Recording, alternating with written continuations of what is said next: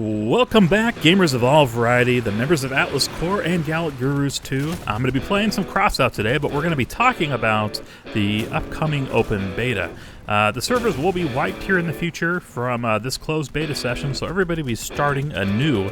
But I have some building tips and tricks and some insight on the best weapons and different strategies to use when playing Crossout. Crossout is actually my favorite game. A lot of people might think, well, it's probably Robocraft, and Robocraft used to be, but since the changes and improvements to both games, right now I'm really enjoy playing Crossout. And so I think this will be an insightful video if you want to know a little bit about how to get started, what weapons to use, and what different building designs and tactics to use in Crossout. So stick around.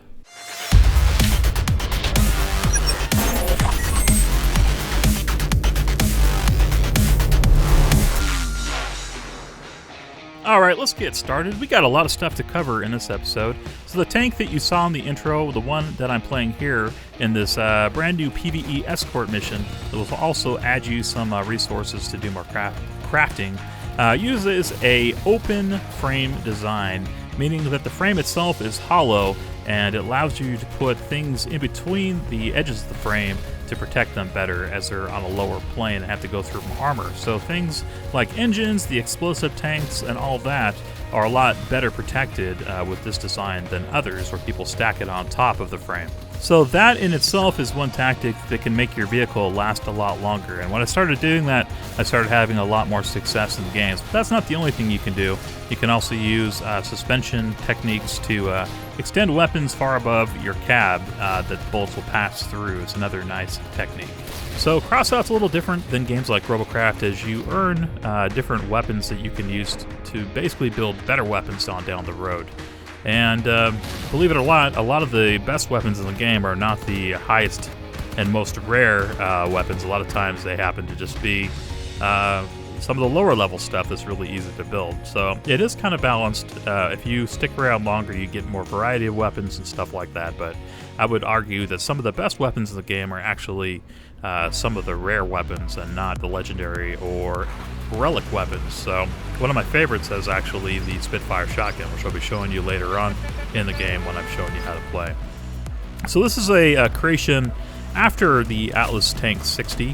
This is when I had a little bit more CPU and I wanted to redesign, make a little bit tougher tank. So using some of the same techniques to kind of protect the more vital components and using that same open frame and dropping in the vital components, I'm able to make some really tough vehicles.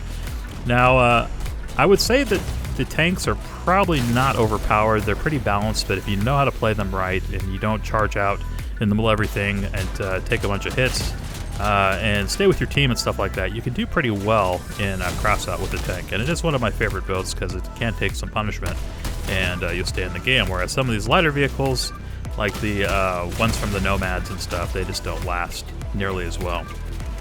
So the Scavengers is kind of my first faction to get into, and I did kind of enjoy playing them, but really the components from all three of the factions are really useful. So if you want to use tracks and stuff, some of the tracks that are fastest are from the Lunatics, which is kind of the speedy guild, speedy faction, but then the cab that you probably want to use is from the Nomads, and some of the other hardware as far as guns and stuff would probably come from the Scavengers. So it is good to try to level up all three of them. You will get levels in Engineer too, but right now I'm trying to just get 8, 8, and 8 across the board. So 8 in Scavengers, 8 in Nomads, and 8 in Lunatics. So I can kind of build from all three of them and make kind of the perfect vehicle. So tanks are fun, but they are a little slower. It does take a little more patience, and it is also good to kind of play in teams with tanks, as I think the most powerful vehicle right now is some of the more quick vehicles, and I'll be showing you that here in a second. But this is an earlier rendition of what I call the Roland tank, and I'll probably put that up there. I also had this new urban camel paint unlocked. I thought it looked kind of cool, so I threw that on for a round. But this is basically one of my fuel tankers, so this has some extra fuel barrels on the bottom where you can get some more credit basically to go back into some of the PvE matches. You have to do that by having these explosive tanks, and like I was telling you earlier, if you hide those on the bottom, you can collect fuel and usually get out of the match without exploding if you do decently well. So right there I had my 250th match, if you notice that. Here's a little example of how to craft something too. You can put together some of the white or common resources to make rares, and then with those rares you can craft those together to make some of these epic things. And this is a generator that gives you 3 extra energy, really useful, great to put on extra weapons and things on a vehicle. So I went ahead and made one of those, and I'll use those here in the next vehicles that you'll see. Here's one of them. This is a little faster vehicle. This is great mostly for like heists and race maps, but you can play it also pretty effectively in player versus player. You just need to keep moving, basically. That's kind of the advantage of this. It is a little faster, and it does have some armor on it too. But if you stand still and let the tanks take clean shots at you, you will probably lose.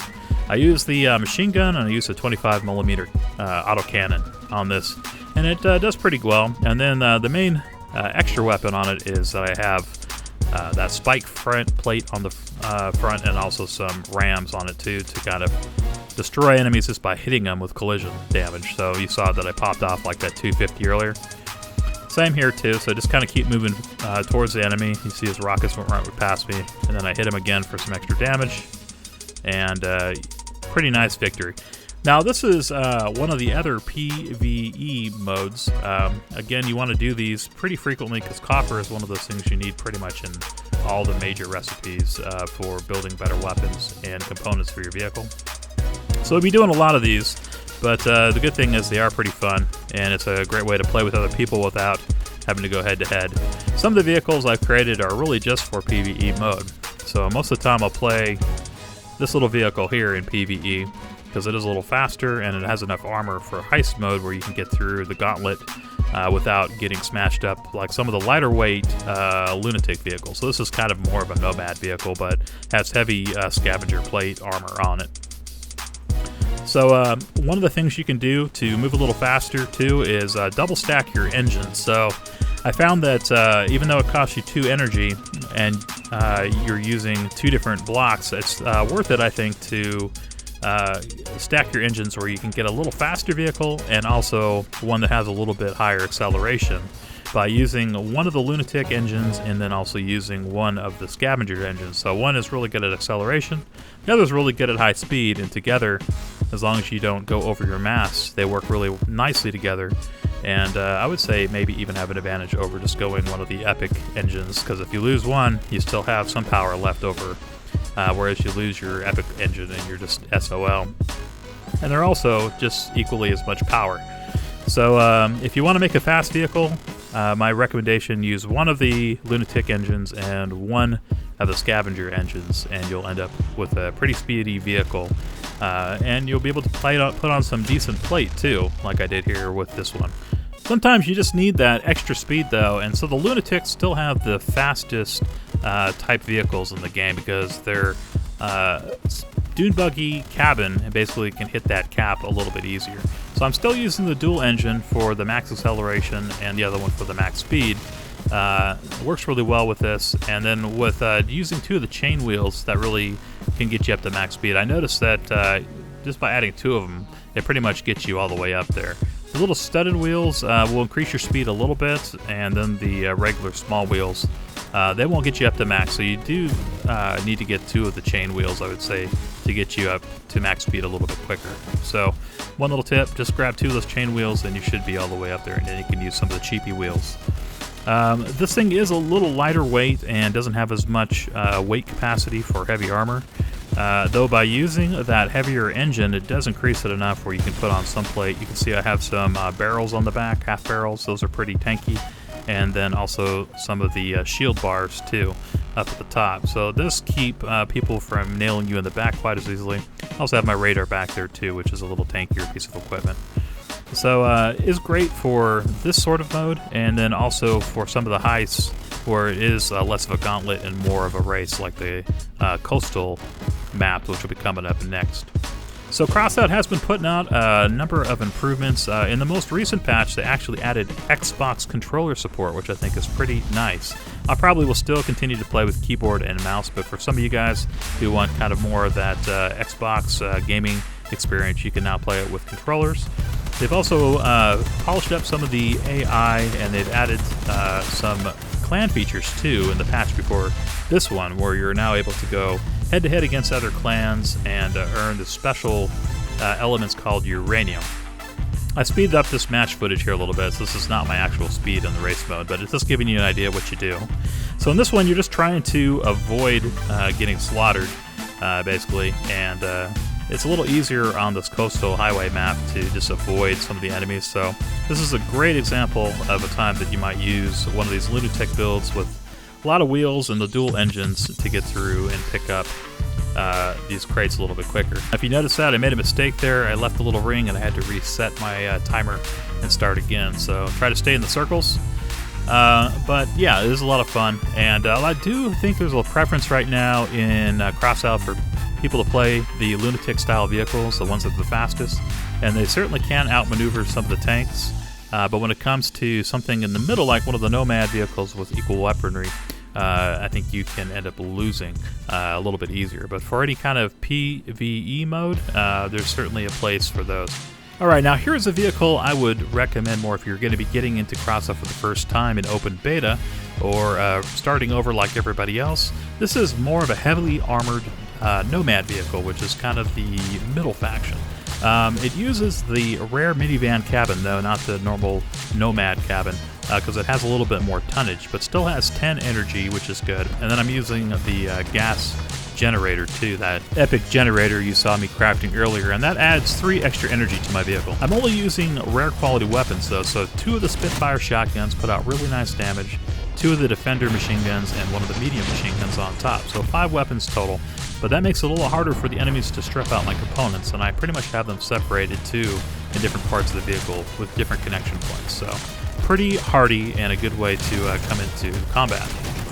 One of the really nice things I like about Crossout is that you can organize all your parts by their structural value or their power score when you're building. And I guess I haven't really explained that, but power score is a number assigned to a part based on how good or what kind of advantage it gives a vehicle. So the things that give a higher advantage have a higher power score, and vehicles are matched up by their power score. So you'll most likely be in games with other people with high power scores if you have a vehicle with higher power scores.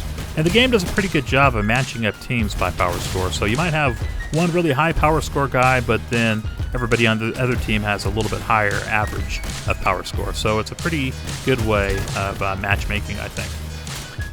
The other thing, the structural value, is basically your hit points. So you can organize all your parts by hit points, and you can make a real tank like this guy here, which is one of my newest creations. It's the Atlas Tank 65.